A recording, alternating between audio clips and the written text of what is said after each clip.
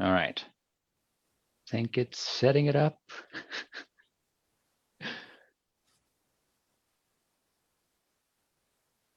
The wonders of the internet. It says on mine, webinar is now streaming live on Facebook. All right. We are live on the Facebooks. Here we are. So hello, people who are looking at my profile or who looked at this video. Sorry, I wasn't able to connect it with the other scheduled program. So this is the first of what I hope to be a series of live videos I'm calling Coaching Dojo Live, just an opportunity to coach and talk about coaching and spend some time with some incredible coaches that I know. And I have an incredible coach with me here today, the amazing Sarah Mastriani-Levi. How was the hard time saying your name? Did I say it right? You did, Mastriani-Levi, that's right. All right, good. I'm doing well today. Sarah and I met at a Camp Good Life project a while ago, a long time ago, I think. She's an incredible coach with a background. As I was reading her questionnaire and I was reading about all the trainings and things that she's done, she just has this vast experience. And Sarah, what I love about you is that you have, there is both a breadth to your knowledge, but there's a depth to your being that I get every time. Like just being in the room with you, I'm just like, can like feel the depth of life a little bit more. I'm sure your clients get that a lot from you too. So, so we're gonna do some coaching and talk a little bit about kind of what's happening in a coaching session. And so here we go. Welcome, Sarah. Do you want to say anything else? Thanks for having me. I'm so excited. You know, I think it's been probably 6 years we've known each other. I was trying to think about it this morning and I'm just super excited. We have a friendship and getting to spend time with you as a friend, but also as a coach. And I, you know, just to be able to breathe together and to process together is always rewarding. Cool. Well, I'd love to start by just actually doing that for a minute, just spending some time just being together. Are you cool with that? Absolutely, yeah. Great.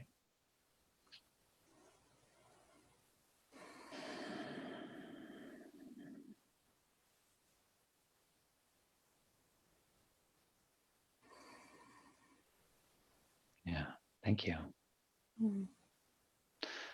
For the call, we were both talking about sort of the nervousness and the sort of weirdness of going live and doing this very intimate thing in front of other people. And so thanks for being game for that. Cool. No one I'd rather do that with. Thanks. Awesome. So what do you want to talk about today?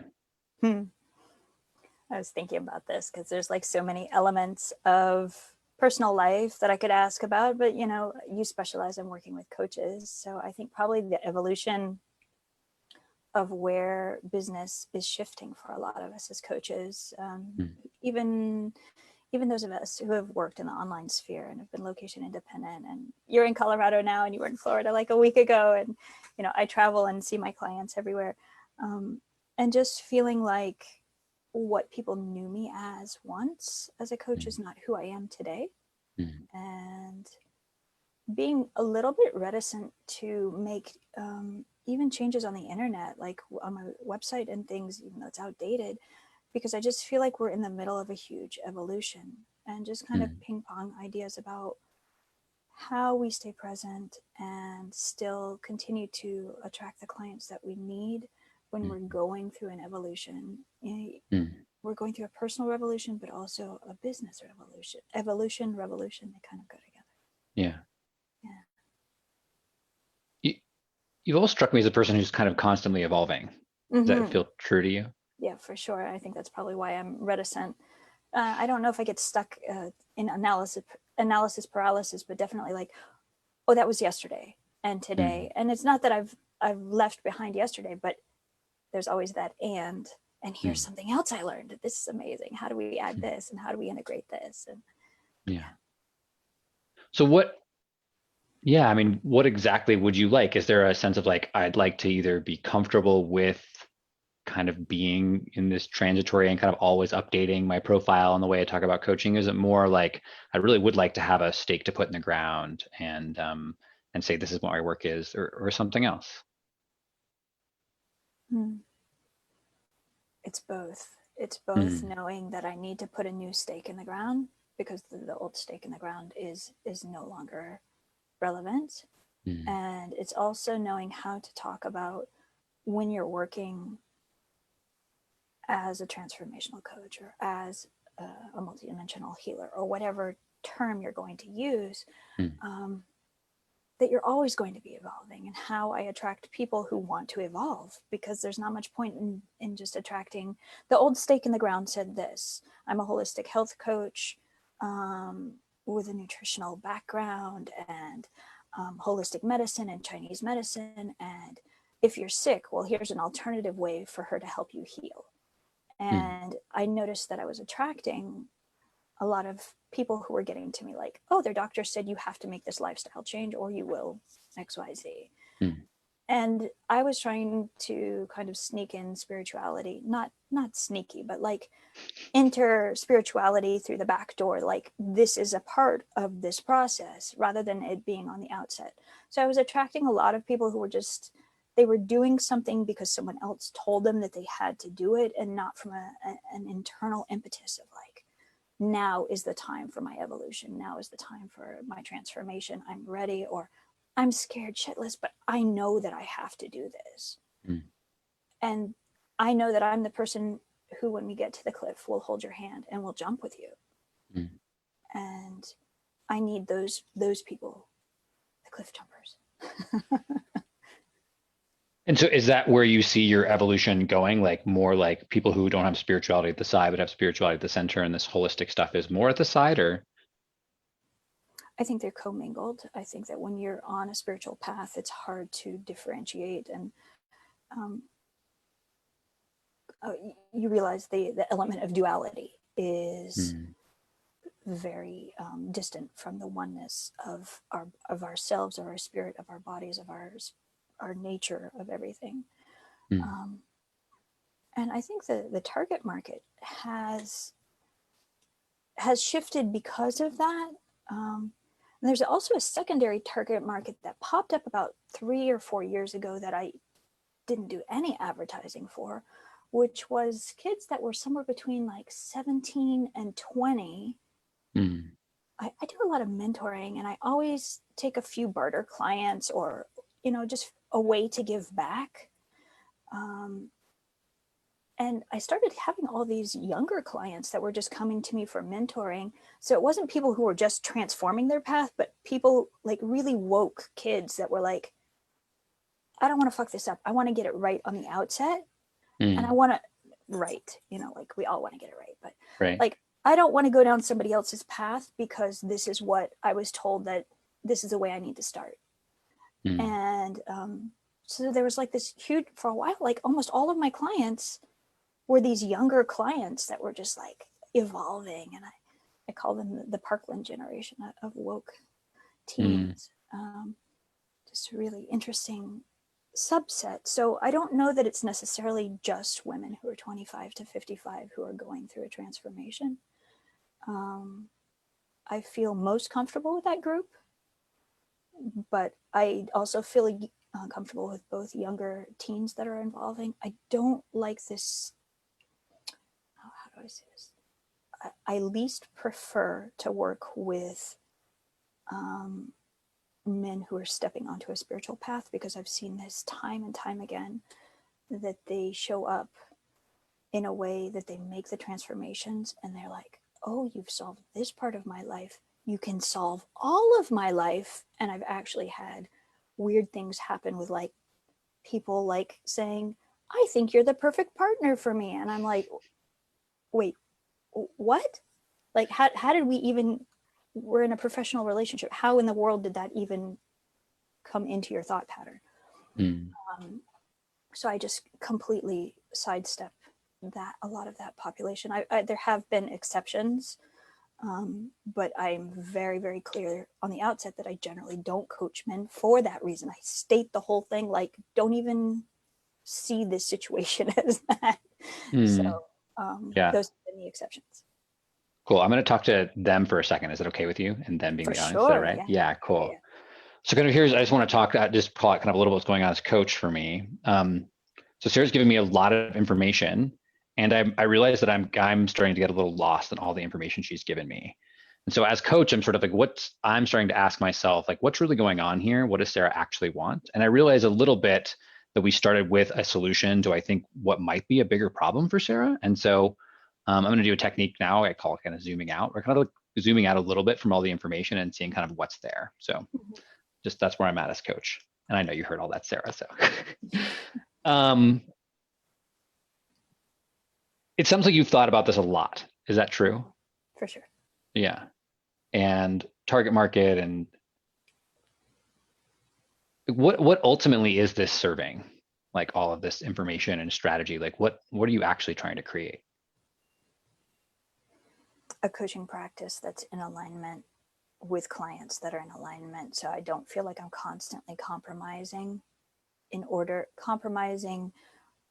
what is true to me in order to just take on another client or to help someone because I will recommend them to another coach if I feel like I'm not a good fit. But Yeah. as we talked about in the feast and famine of coaching, sometimes I have taken on clients that I have felt like I can help you, but I'm not sure that you're really going to want to do the work that I see that you're going to need to do. Yeah. So all the strategy is sort of a fix for your compromising. Let's hope. I mean, a fix, I think that term I stray away from because I know that there's no fixing, there's nothing to fix within us, but trying to get to some sort of alignment with that. Can I offer a reflection? You open to that? Of course. Yeah. So there's like an element of like, I know I can't fix anything. And yet when you talked about the strategy, it felt a lot like you're trying to fix something. Mm-hmm. Yeah.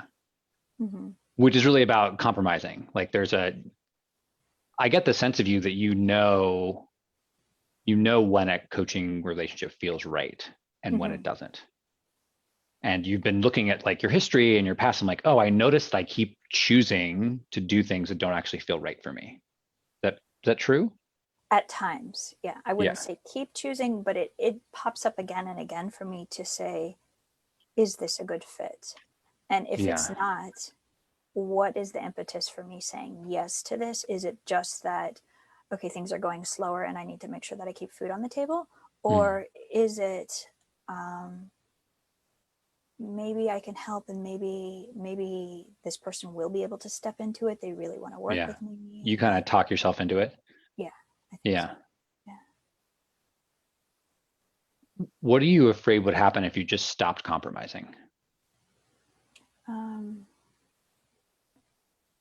I think the same thing that I'm afraid of essentially with this whole COVID thing, that at some point the savings will run out.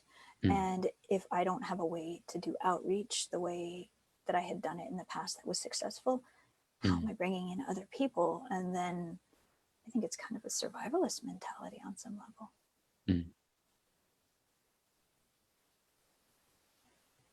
And this is kind of a personal question. It's okay if you don't, but have you actually gotten there as a coach? Have you been time periods where like really like I don't know if I can pay rent, or like it's getting scary, or there's money's like I have very, very low savings, whatever that trigger point is. Have you actually experienced that like level of intense scarcity as a coach, like in your career? Or is it more like I have the fear because I've experienced it maybe another place, but I haven't experienced it as a coach? I think as a coach, I've gone from times of having 20 or 40 clients a week that I would see depending on like workshops and things like that, to times of having like one or two clients. And as we talked about before we came on, just like I know enough within myself, like there were times in the beginning that I was just like, why is this emptying out? Like what do I need to look at in myself? Which we do need to do every time. And the secondary part of this of, okay, what is this opening space for? How much do I trust God, Spirit, the universe, whomever, to provide what I need, and that this space has to happen for me to surrender, to open, to be welcoming to what's going to come. So I think I've danced on both sides of that spectrum. Now with the reduction of clients because of COVID, there is kind of like, how long is this going to last? Is my savings going to hold up? Are they going to, what's going to shift you? So many questions on so many levels. Does that answer your question? I feel like I kind of did. Sort of, yeah. I might try again. Like, is scarcity real? Is that the real question? Yeah, I'm sort of asking like, so for example, I used to, I'll freak out when I like lose a client or have less clients. But if I look back at the history, like since I started making six figures as a coach, I've never made less than that. I've made more or less money. I've spent more money at times where I've had to cut back on expenses to make my life manageable. And I've taken on debt. So, I mean, I've definitely had that. But when I look at it, like, I've never really been in danger of not paying my rent, not eating food. Like, I've always like been like, oh, okay, I can make this work. And so if I look back on if I was in a sort of outside observer looking neutrally at me as an entrepreneur, I would say, oh, this guy's actually pretty reliable to make money and provide. And so that fear, while it's there and it feels really real, when I look at my coaching practice, I'm sort of like, oh, okay, actually, it actually feels pretty reliable, even though my faith fluctuates. So I guess I was curious for you, is it my coaching practice doesn't feel reliable because there's periods of time where it has really it's not worked, or is it like it is actually reliable, but the fear is still there? I'm just trying to discern which one is kind of more true for you. So I think this is actually touching on another core issue, which it always is, right? As a single parent to 4 kids, I think that I would be a lot more daring and a lot more risk taking and a lot more trusting if it was just me.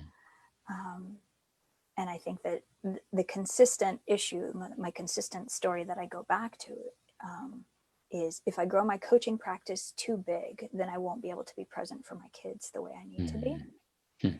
And so I need to do, like, I won't say the minimum, but I'm so committed to being a present parent that at times this is what undermines me taking on other clients as well, because I'm just like, okay, I can do this, but what's the trade-off? The money or the time? Like, oh, he's really struggling right now, or she's really struggling, and just really my kids are getting bigger, and not that they're not independent, but still there's this level of like, I get one shot at this parenting thing right now, and they chose me as a parent, and I'm not going to choose anything so big that I can't be that for them. So I think that's the core issue under the scarcity thing. Like, how do I make sure that I make enough so that they'll have what they need, and yet don't blow up too big, because then you won't be present.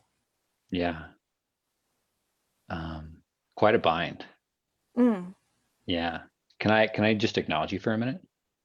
Thank you. Sure. Yeah. I really want to acknowledge how much you hold as a single parent. I'm really present to, like, even last year when I was just supporting me and a partner and a small team, like how much stress and how much holding, how much it really asked me to sort of be really big. And so, yeah, the courage and the grace you show under that pressure and the clarity of your commitment to be an incredible parent it's really inspiring.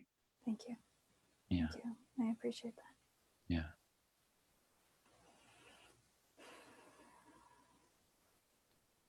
Do you want to keep compromising? I think the outward answer anyone would give you is no. And yet my choices continue to support the fact that I'm willing to, in order to maintain this primary commitment to my family. Yeah.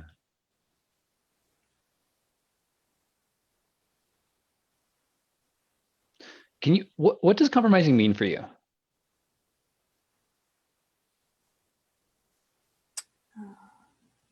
It's a good question, right?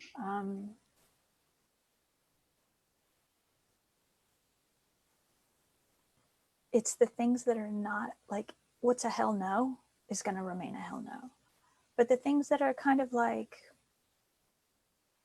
maybe, and could this buy me more time? And I think a lot of things as you're raising kids is about buying time until they're a little bit older, a little bit more independent. And this also could be a total crutch. And I'm willing to see that this is the story that I keep telling myself, that, something else or someone else could show up to help me in different ways. And I've tried having those things, but a compromise to me means something that it's good enough, but it's not great. It'll do the job right now until we get to a stage that feels a little bit more secure and I can take a bigger risk.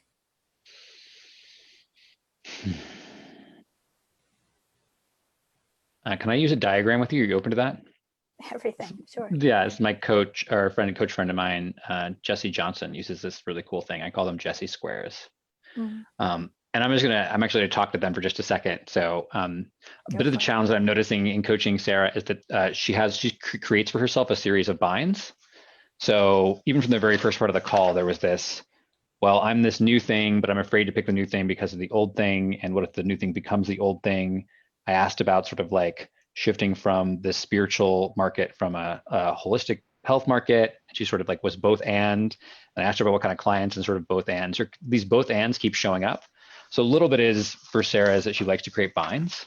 And so the challenge for me as coach is that I can get lost in those binds quite easily. So I'm hoping this little thing will have her see a little bit of a bind that she's in.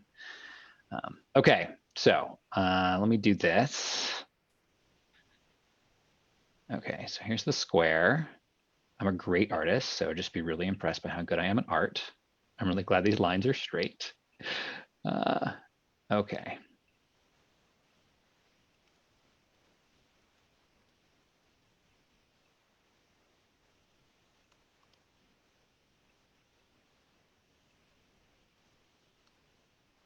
What's the other side of this?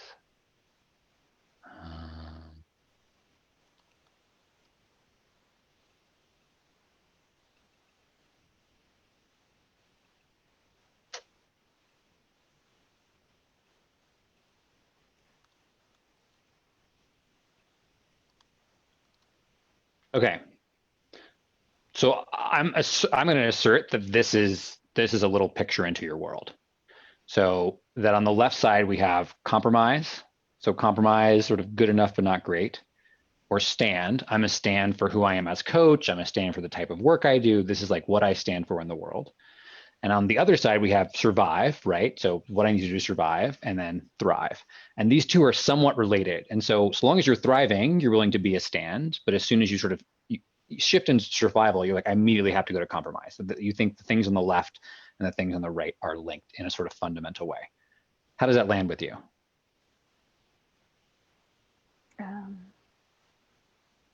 Your verbiage of as soon as something shifts a little bit, I think that I don't compromise quite as easily as you think, but this is Yeah, thanks for correcting me there. Yeah, that wasn't maybe great language. So no, it's okay. But I do believe that this, yeah, I mean, I don't think that within me there's a belief pattern that if I make a stand that I won't thrive, or that if things get tough, that I no longer stand for the same thing. I think the place of survival is I have so many tools in my toolbox that when, okay, this path doesn't work, let's try another path. And I'm willing to pivot. And I feel like this year my lessons have been listen more and pivot faster. And that is not negating the fact that taking a stand still could equal thriving, and whatever you had there, compromising could equal surviving. So if you don't have this belief, and I'm totally okay to be wrong, right? That I sort of asserted like, oh, this is the way your world is created. You're like, okay, that's not actually how my world is created. Why do you compromise?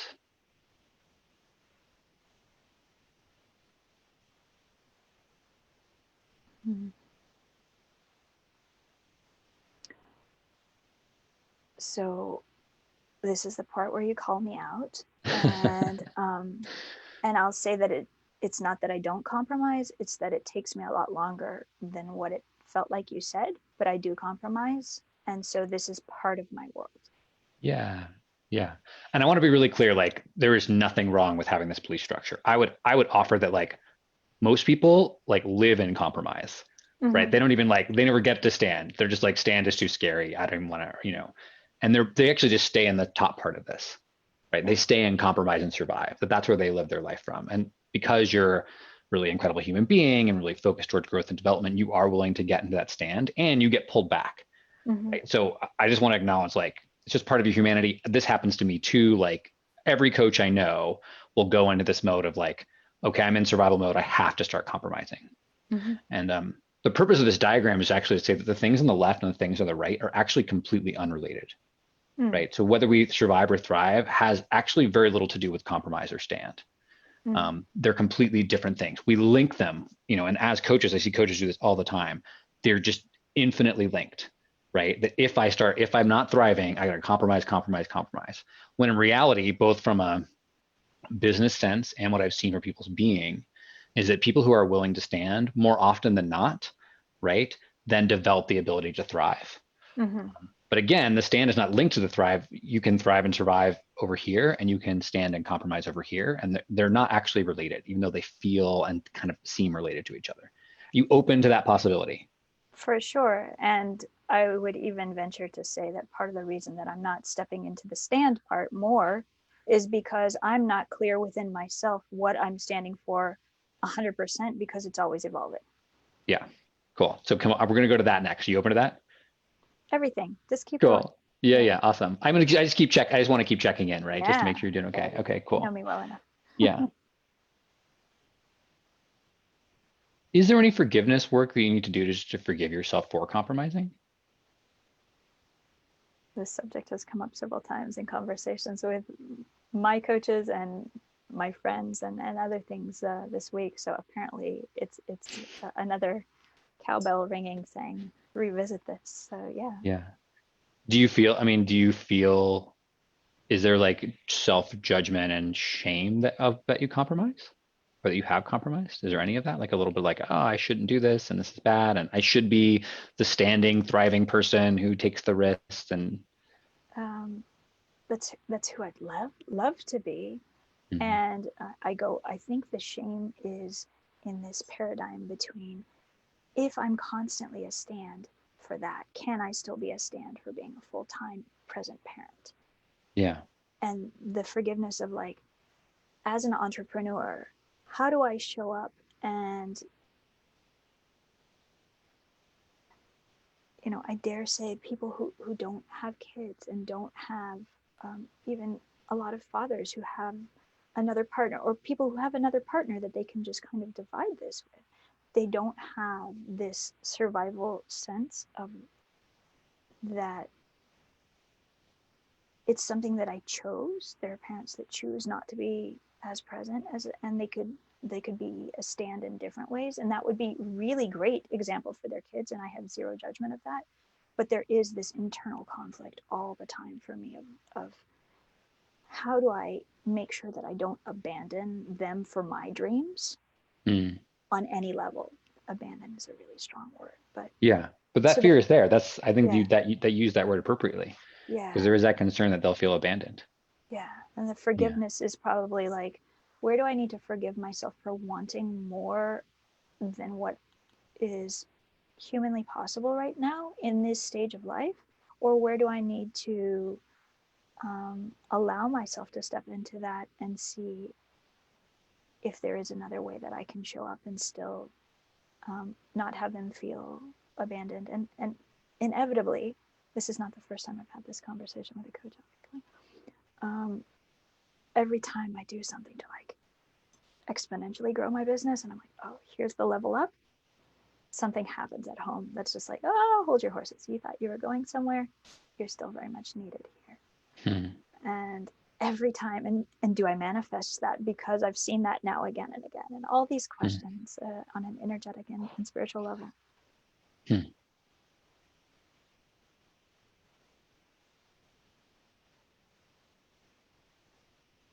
So when that happens, so I'm going to assert again, this is another bind. So there's one bind that's survive, thrive, compromise, stand. I would argue that there's another bind. Let's do it. Let's do a diagram. I love diagrams. So I'm going to propose. I want to be a bit cautious with this, right? Because there's so this would be a great parent on this side. I can't type today. And this is abandon. I can spell this. And this is full business. I'm going to say expression. Mm-hmm. The other thing I would assert about you is that you have a feminine essence. Mm-hmm. Does that feel true about you? I feel that I have a feminine essence, a very mothering essence, but I also have been known and told that the divine masculine in me, because I have to function in both roles so much, is very, very evident, and sometimes overpowering my ability to soften into the trusting and the leaning in. Yeah, of course. Anybody holding as much feminine as you, which children, I again sort of assert are all feminine, right? Masculine or feminine. Children are just a bit of chaos. And so like that's the element of the feminine, sort of this wild free energy. Mm-hmm. Anybody who's holding as much feminine, you would have to develop a masculine to do it. And great, like nothing bad, right? That gives you a lot of direction in business. And I could definitely see why like that could be tiring if you had a feminine essence, like to constantly be in your masculine. I'll go to that in a minute. I want to touch back into that, but let's do this one first. Okay, so full business expression, and then how would you define this other thing? Like, what's the opposite of full business expression for you? Are we back to the word compromise? Sure, if that feels right for you. So I mean, yeah. I mean, is it the opposite? Because abandon is definitely very dynamically different between a great parent and abandon. Compromise feels like it's kind of halfway, like full business expression and like non-functioning business would be the opposite end of the spectrum. Yeah, I'm not sure you create it that way. I agree that would be the extreme. It's a little bit of the significance over here on this side of the great parent and abandon, because it feels like you feel that tension between like, I'm either a great parent or I'm abandoning my children. Maybe a little bit of black and white thinking. I'm not sure. It feels a little black and white, right? But the word abandon is quite strong, right? Versus full business expression. And then maybe a little bit softer, right? So there's like a compromise, right? I don't get the impression that and in a sort of way you can't, right? Because if you were to like completely bail on your business, you also couldn't be a great parent. So like, there's no way to completely bail on the business. For sure. Right. So, but again, I would just offer this as a bit of the bind, right? That is, well, and actually these are reversed. So this is actually down here and this is actually up here.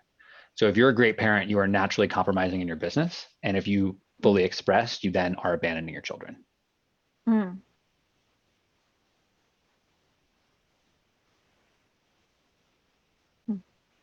Okay. What's coming up?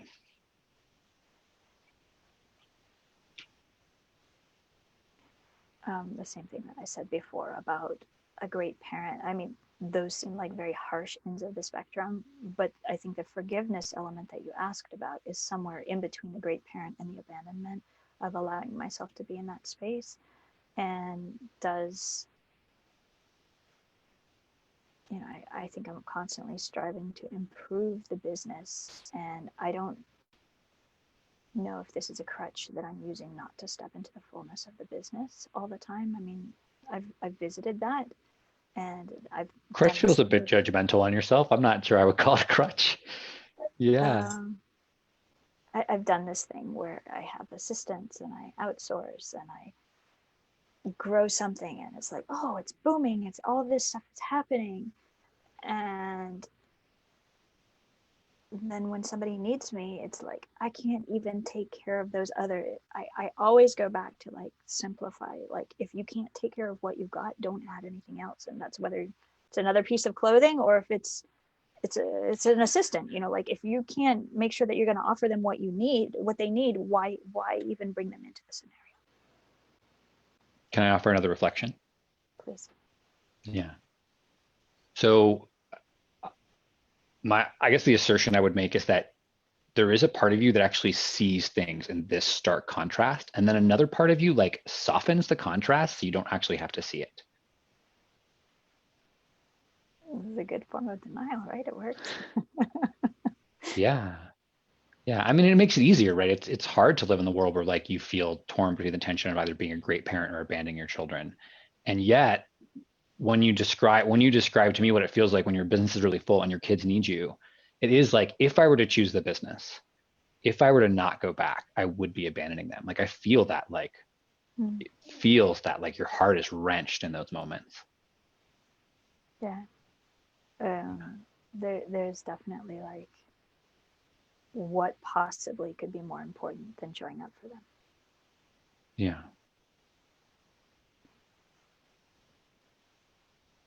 And I'm really big about keeping my word and keeping my commitments to people. And so even with clients, Can I be a little tough with you? Please. You okay with that? Yeah. You don't care about keeping your word to yourself at all, though. Hmm. Not really. If it's anybody else or your word, you're like, my word to them matters more than my word to myself. Oh yeah, I definitely like Gretchen Rubin's four questions, or like the four tendencies. I'm definitely like much more like, for other people will do things. It's so much easier for me to do things for other people than it is for myself. Mm.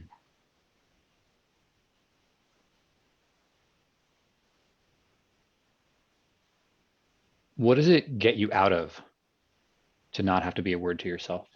Hmm.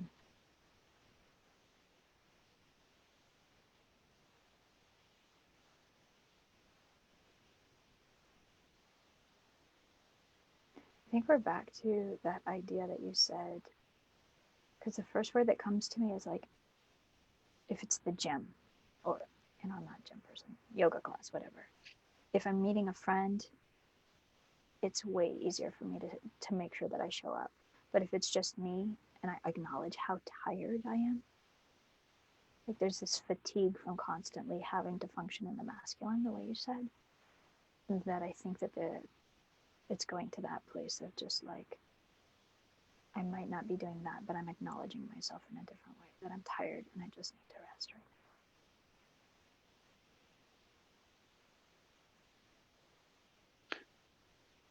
So it gets you out of having to listen to yourself and what you need.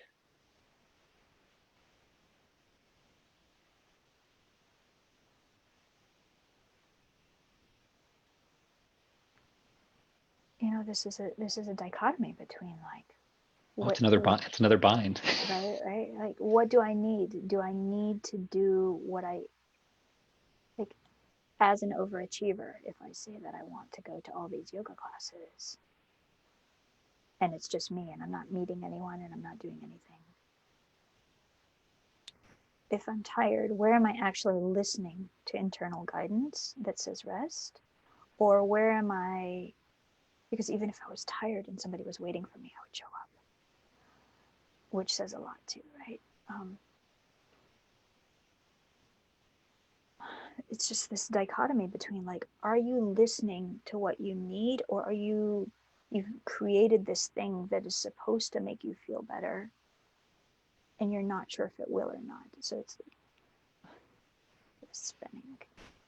Yeah, Does that make sense at all? it does. I mean, it's a little bit of a bind. Like, what part of me do I listen to? Right.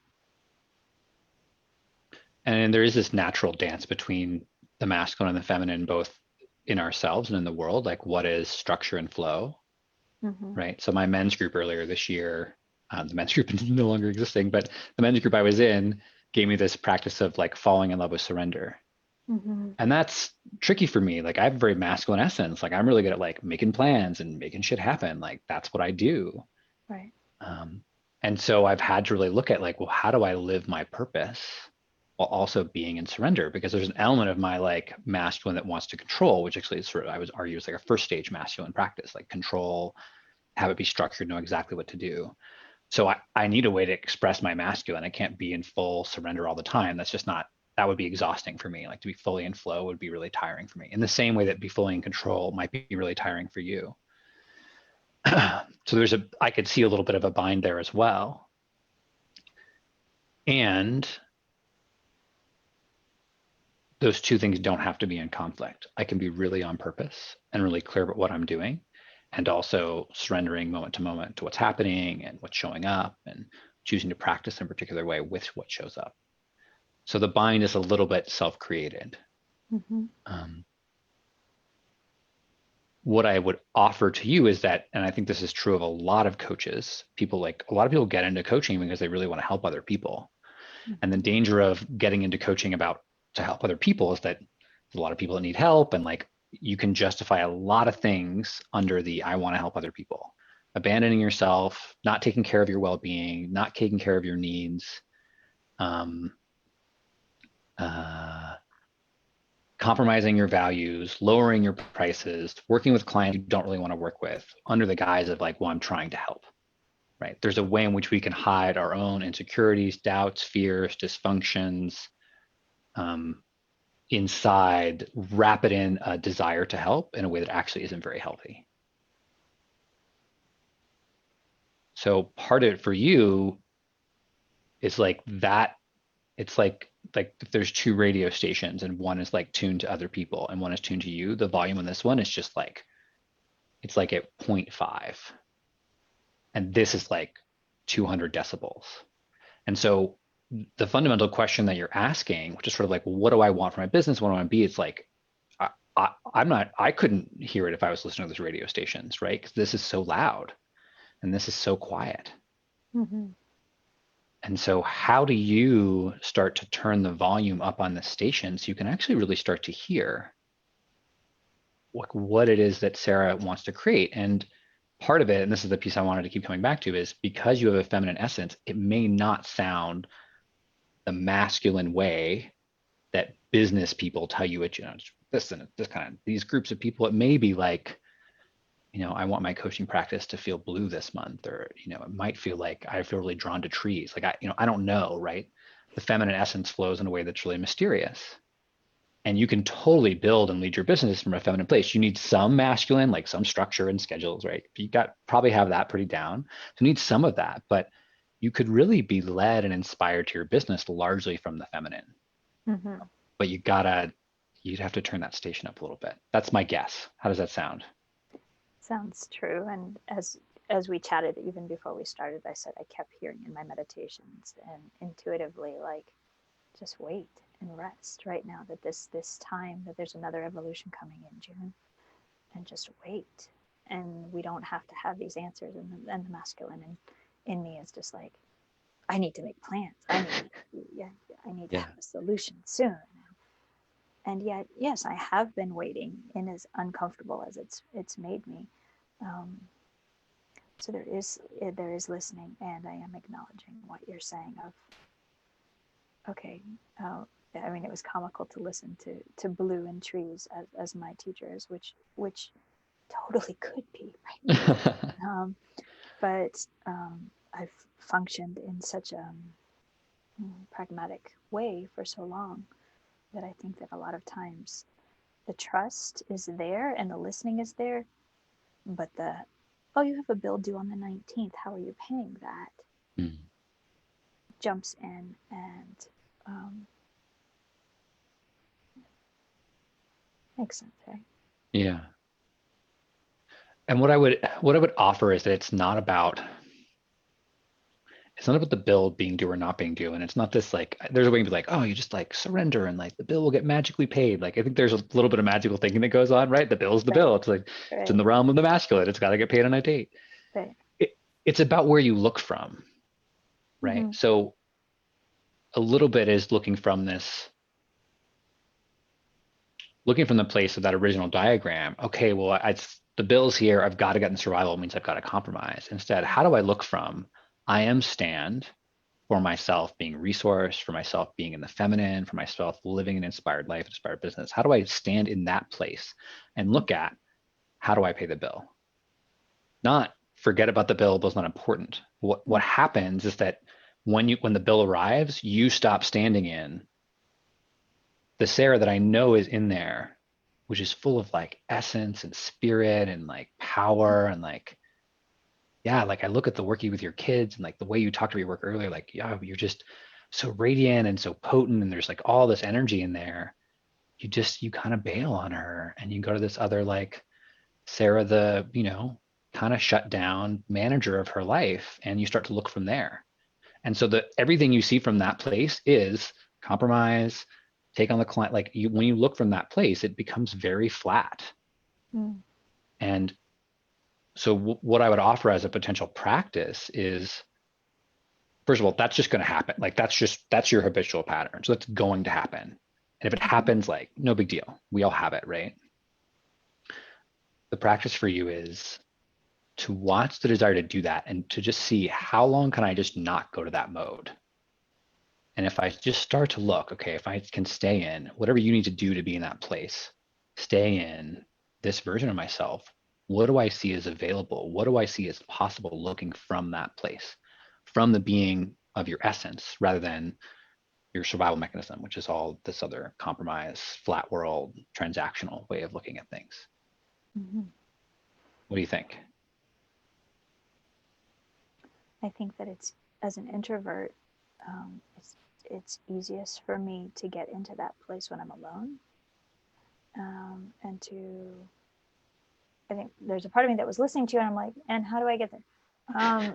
Kind of like trying to make a very masculine plan of how I get there and how I develop time for that. And That's okay. Yeah, this is actually where the masculine can be really helpful. Sure. And I acknowledge that.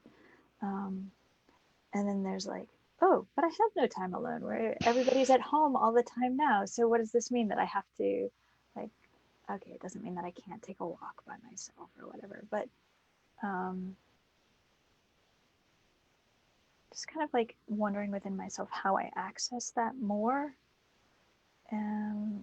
whether it is with the current situation where everybody's at home all the time, or if it is another practice that I need to do, or something else that I need to start calling in that I'm not aware of. And this may be me abdicating rather than actually kind of looking deeper in myself, and I don't want to do that either, but I'm open to suggestions. Is there an answer if you look deeper into yourself?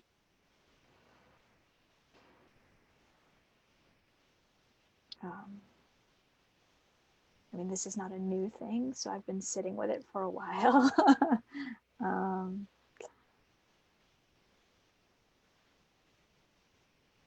I've been listening to a lot of serendipitous things that have been showing up and asked for. You know, I always believe that when spirit speaks to us, it's first in a whisper and then in a shout, and to hear things before we get to the shout, which usually manifests in some sort of illness to slow us down so that we can listen to the whispers again. So probably just sitting more in my meditation practice and kind of just being open. I think the word surrender is so tricky. So tricky. Yeah. So I do have two ideas. I Mm. love that. I love meditating more and listening more. I actually hold meditation is actually quite a masculine practice. So just the way I hold it, it's because you're sitting as consciousness, which is sort of the ultimate expression of the masculine, completely still in the structure of consciousness. So if I were to have you access your feminine, I might have you do something more, dance or create or I draw. do most of my meditations in movement, actually. Okay, great. All right, good, when I'm cool. walking and stuff. Yeah. Yeah. Okay, cool. The two things I would offer is, one, I would have you create, if you were my client, I'd have you create a well-being list. So 10 items that you declare creates your well-being, and I'd have you start to work on those, like with the idea of like trying to get to 10 every day and just noticing like what actually happens. When my coach gave me this practice, incredibly confronting. I was like, I'm a guy that can get stuff done. I could not get 10 well-being things done a day. Couldn't do it. I get like 7 or 8. And it was super like, I would get like 7 and then 3. And just really, I was like, oh, yeah, I'm actually not a word. I'm not my word to myself and my well-being. So that's one practice. And if 10 feels like a lot, you could start with 5, but 5 things you do for you that create your well-being. That would be number 1.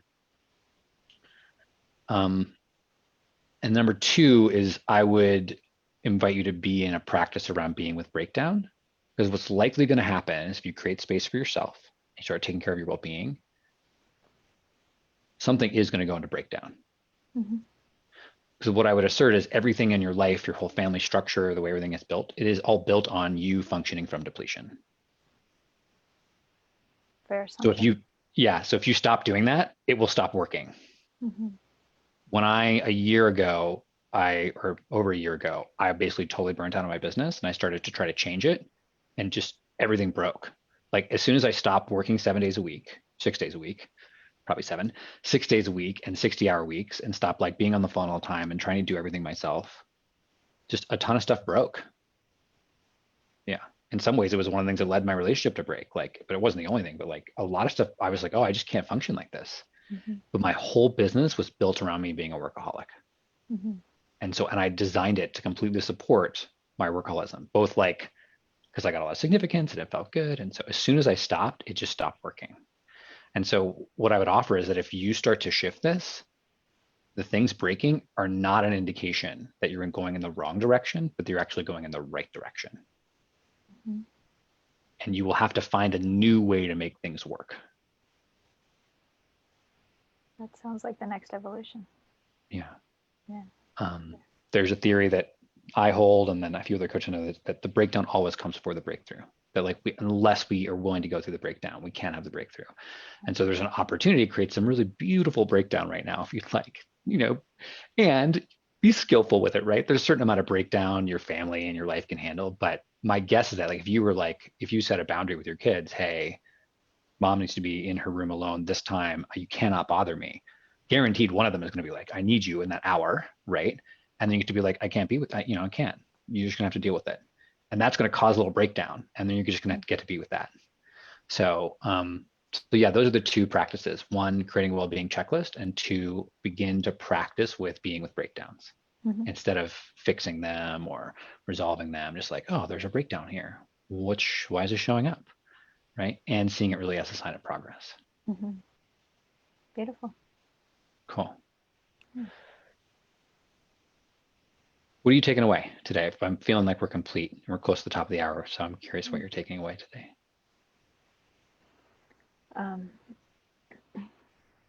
So obviously the charts and where I know this about myself, the contradictions that I create to perpetuate behaviors that I think are saving me, but are not. I'm aware of that within myself, and probably why I brought it up. And also the need, the kids are getting older, and what does it mean now? Where am I still holding on to an older paradigm that, I've definitely had those breakdowns with them, and to continue allowing that to break down, to set more boundaries, to step away differently.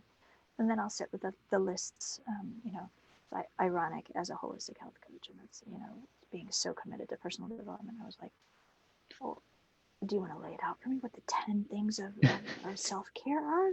Because I'm like, I can totally make those up, but are they really self-care? Are they things that other people have decided that they're self-care?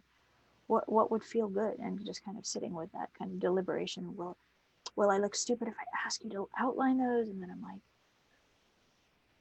yeah, I'm going to give you another practice, in the danger of giving you too many. I'm going to give you a fight. Yeah, just trust yourself. Yeah. Choose something and then notice. Right. So what we tend to do is deliberate, and not choose. I think you pointed that out. Like, you're in the binds, you don't actually have to pick anything. Right. Versus like pick and then like, okay, notice what shows up. For sure. So just pick 10. You can change them, right? It can be anything. Yeah, it could be brushing your teeth. Pick 10 hard ones, pick 10 easy ones, and just notice, right? Just be in the practice of noticing, and then you can change them. But I totally trust you to do the right thing for yourself. Sure. So I will inevitably rewatch this and take notes from the place that I often do, of just not being overly critical, but just like, did I miss something? And value your time very much and your wisdom, and thanks for that. Don't do that, Sarah. Don't watch this video and take notes. Please, please, please, please. That's my request. Whatever landed for you from this, whatever you take away, take it and trust that that's the right amount for you. Yeah, I meant that as a compliment to you, from the amount of I did. I take the compliment, but I want you to trust yourself, and I want you to trust your flow and your femininity. It's so palpable and so powerful, and you're gonna get what you need to get from this. I fully trust that. Beautiful, thank you. Can I close by acknowledging you? Thank you. Is there something you want to be acknowledged for? Oh, I don't know. No, I just, okay. I'm just, when you ask permission to acknowledge me, I'm like, wow, that's nice. Thank you. Yeah, you're welcome. I really acknowledge you for your courage. The courage it takes to really parent a bunch of kids and run a business and parent yourself and your own inner children and to be in service of other people, it's tremendously courageous. The essence that you have of service and wanting to like end the suffering in the world, I feel very like a bodhisattva kinship with you. It is really powerful, like just really incredible heart and compassion. And then thank you for keeping your radiance and your feminine essence alive, right? Even in the midst of holding all this masculine, there's a way in which you continue to generate and create a feminine essence that's really inspiring. And yeah, it calls forth the masculine in a really powerful way. So thank you for doing that. It'd be easy for you to just kind of shut that down and try to keep it in a box and keep bringing it out in a way that really is a gift to the world. Thanks, man. I appreciate it. That's really sweet, and yeah, I feel honored to have had this time with you. And when you put this up, and I was like, why not some time with Toku? That's awesome. Yeah. So you've always been very kind and helpful and reflective for me. So I appreciate it so much. Cool. Awesome. I'm going to talk to them for a minute, and then I'll end the live, and we can stay on for a minute extra. Is that okay? Great. Yeah, cool. Yeah, so kind of interesting session as a coach, right? There's a way in which I could be like, oh, we didn't really kind of get anywhere. But a lot of the time in the work that I do with clients, we're looking for like, how do we create the fundamental ground of being or the place to look from so that a client can start to make their own choices? So the original question that Sarah brought was sort of around what her branding was, her choice was. Over and over again, I saw in the session, there was a sort of a not really fully listening to her own voice or a situation that makes actually very hard for her to choose what would feel good. And so before we can even do that work as a coach, we have to begin, I was like, we have to begin creating a fundamental ground of well-being so that when she chooses from well-being, and then two, a real understanding of how she creates binds. Otherwise, what's likely to happen is we choose a thing, then she'll turn that into a bind, right? So it's sort of like working often in coaching, it's working on this ground level so that the action or the things that happen after or on top of that come from a different place. And so sometimes that can make coaches a bit nervous because they're like, it's not really strategic and the client's not getting what they want. And it's super important that you do this fundamental work with clients. And I would actually say that 90% of the time, this is the work I end up doing with clients. And then the strategy will often just work itself out, right? They're like, I wanted this strategy from you. And then I'll work on their fundamental relationship with their family or themselves. And all of a sudden they'll just get more business. And a lot of it just is that when you start to look from a different place, you start to see different things. And so if you're a coach out there this week and you're working with clients, my invitation is start to really notice the context or the ground of being that your client is in. And how can you help them shift that or see what's there so that the rest of the coaching actually becomes easier as they look from a different place. Thank you again, Sarah, for coming and joining me. Thank you for being so vulnerable. I'm excited to stay connected with you. And for everybody who's watching, thank you for watching. And please leave your comments or questions or observations. Please, about the coaching, please nobody try to coach Sarah. That's not very nice. So any questions or observations you have about the coaching or anything else, what you took away from it, I'd love that. And I will see you all here next week at the same time. Thank you. Right. Yeah, thank you. Let me end this. I forgot to end the live stream here. Here we go.